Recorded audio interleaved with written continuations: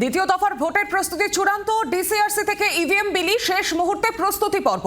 নির্দিষ্ট কাউন্টার থেকে EVM VVPAT সহ প্রয়োজনীয় সরঞ্জাম নিয়ে নিজেদের নির্দিষ্ট বুথের উদ্দেশ্যে রওনা দিচ্ছেন ভোট কর্মীরা। ভোট কেন্দ্রে যাওয়ার জন্য বহু জায়গায় পরিবহনের ব্যবস্থা করা হয়েছে কমিশনের তরফ থেকে। অর্থাৎ শুধুমাত্র প্রথম দফা নির্বাচন যেভাবে সুষ্ঠুভাবে হয়েছে, এবার কমিশনের কাছে বড় চ্যালেঞ্জ হয়ে দাঁড়াচ্ছে দ্বিতীয় দফার নির্বাচনও যাতে শান্তিপূর্ণভাবে হয় এবং তার আগে শেষ মুহূর্তের প্রস্তুতি পর্ব চলছে। বিভিন্ন জায়গা থেকে যে ছবি আপনাদের সামনে তুলে ধরছি, শেষ মুহূর্তের প্রস্তুতি। নির্দিষ্ট কাউন্টার থেকে ইভিএম ভিভিপ্যাট এবং প্রয়োজনীয় সরঞ্জাম নিয়ে নিজেদের নির্দিষ্ট বুথের উদ্দেশ্যে রওনা দিচ্ছেন ভোট কর্মীরা। ভোট কেন্দ্রে যাওয়ার জন্য বহু জায়গায় পরিবহনের ব্যবস্থা করা হয়েছে কমিশনের তরফ থেকে।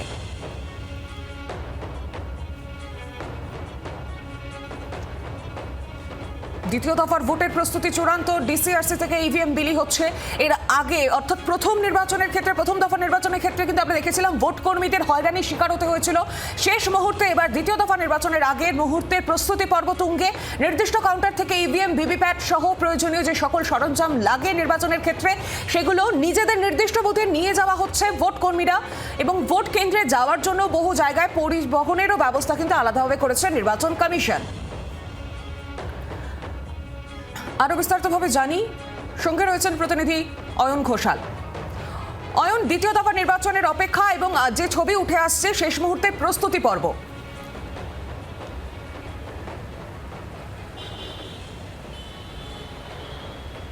হ্যাঁ, প্রথমে বলে রাখি যে একদিকে যেমন নির্বাচন কমিশন ইতিমধ্যেই জানিয়ে দিয়েছে যে তারা প্রথম দফার মতো দ্বিতীয় দফাকেও সম্পূর্ণ শান্তিপূর্ণ রাখতে চায় এবং প্রথম দফাতে অত্যন্ত উল্লেখযোগ্যভাবে 93.14% ভোট পড়েছে। দ্বিতীয় দফাতেও একই মাত্রা বা তার থেকে বেশি মাত্রার ভোটদানের হার কাঙ্ক্ষিত, এমনটা নির্বাচন কমিশন সূত্রে খবর। বেছে বেছে যে জেলাগুলি বা যে এলাকাগুলি স্পর্শকাতর, সেখানে আলাদা করে করে নির্বাচন কমিশন বিভিন্ন অন্য রাজ্য থেকে আইপিএস অফিসারকে নিয়োগ করে দিয়েছে। ডায়মন্ড হারবারের ক্ষেত্রে অজয় পাল শর্মা, দক্ষিণ 24 পরগনার ক্ষেত্রে অন্যান্য যে সমস্ত সাব ডিভিশনগুলো রয়েছে, বারুইপুর থেকে শুরু করে জয়নগর, ভাঙড়, মথুরাপুর, পাথর প্রতিমা, এই প্রত্যেকটি জায়গা যেখান থেকে অতীতে অশান্তির খবর এসেছে, এইগুলোকে আলাদা আলাদা সেগ্রিগেট করে সেই অনুযায়ী সেখানে পর্যাপ্ত ফোর্স ইতিমধ্যেই পৌঁছে গেছে। আজকে ডিসিআরসি থেকে বিভিন্ন বুথে বুথে ইভিএম যেতে শুরু করেছে।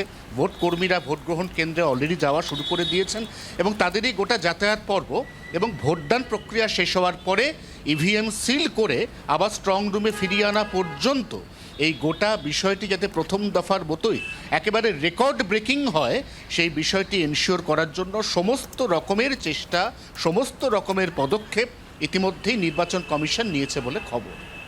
একেবারে অয়ন, তুমি সঙ্গে থাকো।